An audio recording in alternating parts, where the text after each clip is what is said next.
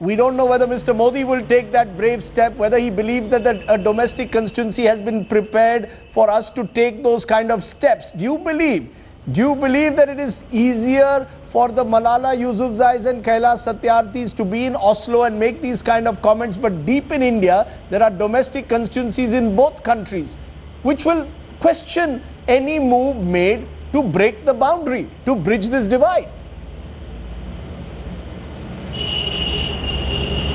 I think the attempts to break the boundary or to question this will be made in each country by the lunatic fringe, the extremists in Pakistan and the lunatic fringe in India, and not by the vast, overwhelming silent majorities.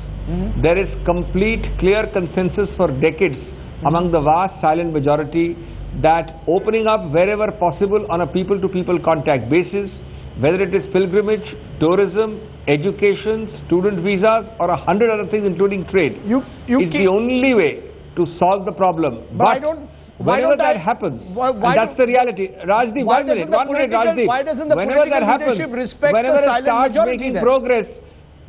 Whenever it starts making progress, there is a rogue element in Pakistan.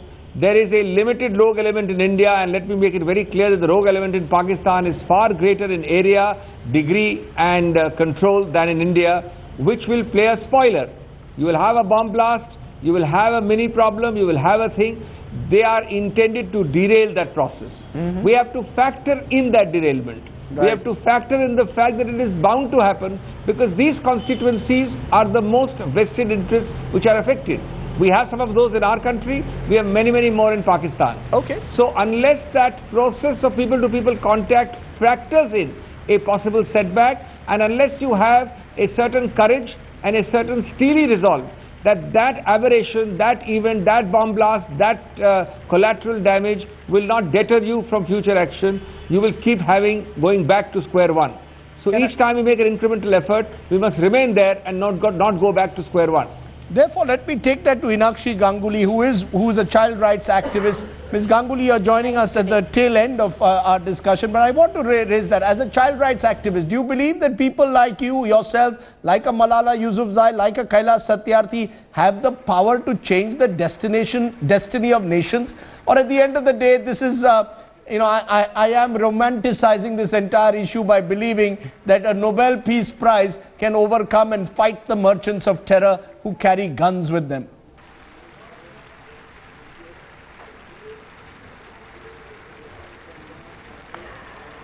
The social problems that this region faces cuts across countries, and they're so similar that if we were to think together, dream together, we'd perhaps be able to change the world and make it a better place. Amazing as it may be that after 6 decades of independence, both Pakistan and India are dealing with child trafficking, child labor. It's dealing with social, sexual and exploitation, and it's almost tragic that society and governments across both these countries is able to reconcile to the existence of these problems. So it is people like us, people like Kailash, people like Malala and many others who are fighting out there. If we get together and if we can convince our governments to think together and dream together, you don't feel powerless? These dreams that we talk about of India and Pakistan, in areas like education, in areas like child rights, working together, do you believe these are dreams, these are illusory dreams?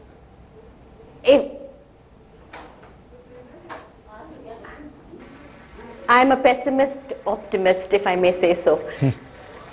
If I stopped dreaming, I would stop living, as would Kailash and as would Malala, and perhaps as would you.